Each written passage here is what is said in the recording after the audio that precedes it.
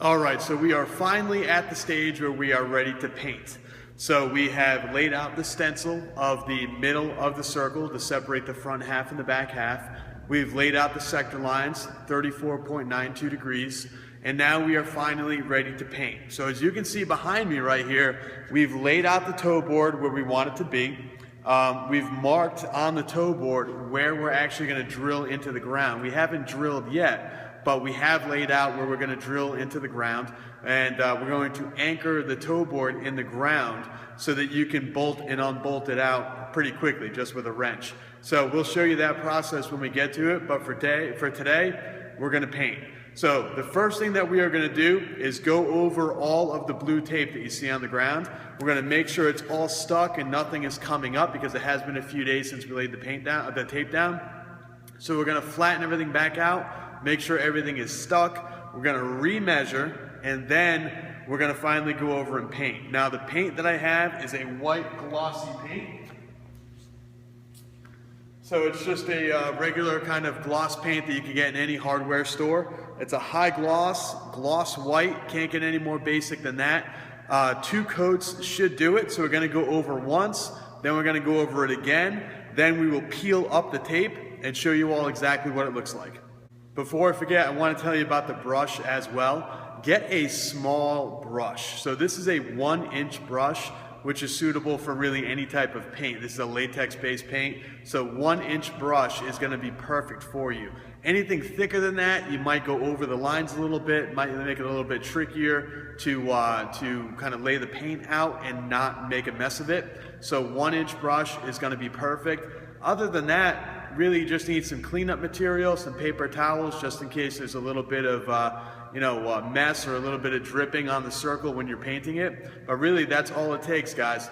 Very simple to do, as you've seen in the previous videos. This is very easy to do. You don't need to be a pro, track and field installer, manufacturer, anything like that to get this done.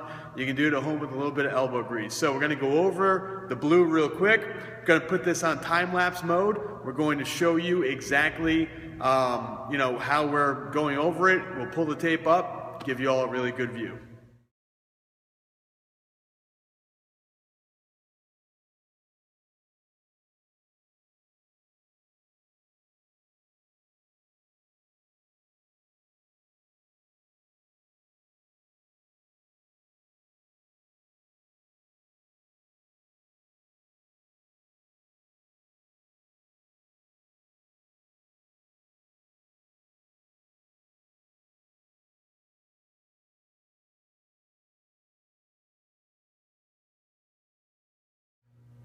All right, first coat of paint is on there. It's definitely going to need a second coat because of the gritty texture of that gray garage floor paint that we put down. Again, it had that paint additive in there that made it real gritty, similar to being on outdoor cement circle. So because of that, the paint, even though it was really, really thick, glossy paint, we got to go over it with the second coat. So I'm going to wait for this first coat to dry, give it about 20 minutes, grab a little bit of lunch, and then I will come back, do the second coat, pull it all up for you guys, and show you exactly what it looks like as a finished product.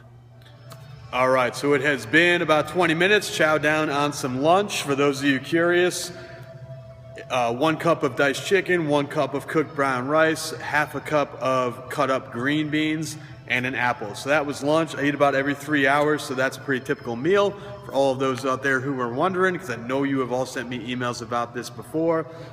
Those videos are coming down the pipe, don't worry about it. But first coat of paint is pretty much dry. Now that it's dry, you can see the gray paint underneath. It definitely needs a second coat. I am starting to see the tape curling up a little bit, so I'm going to try to go with the tape. Make sure that we're not brushing toward the rolled up tape. We're going to brush the tape down and then over the tape.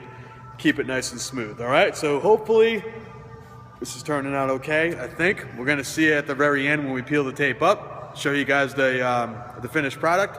But for right now, coat number 2 is going to be coming up.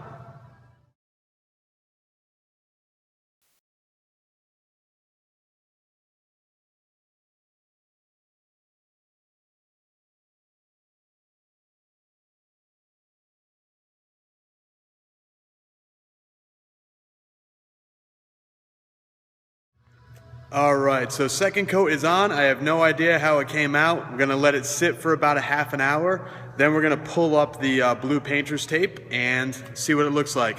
May have a little bit of kind of leakage or seepage out from where the blue painter's tape was. It looked like the tape was starting to lift up a little bit. It's a pebbly surface, that painted gray garage floor paint that we put down that had the additive. So the paint does not really have a flush thing to stick to, like if you were to stick it to like a piece of drywall or a painted wall in your home. It's not a flat surface. There's some pebbling, there's some kind of rough surface below it. So we'll see how it turns out. I think it came out pretty good. I went really heavy on the second coat, really glopped it on there. So that should leave sort of a nice texture. Not, I don't want to say sticky, but almost like, you know, a glossy paint type of texture. It should not peel up because it's paint on paint. Should work almost like primer because it's got that gritty stuff in there. At least that's what I'm hoping. It's my first time ever doing it on this type of surface and not just an outdoor cement surface.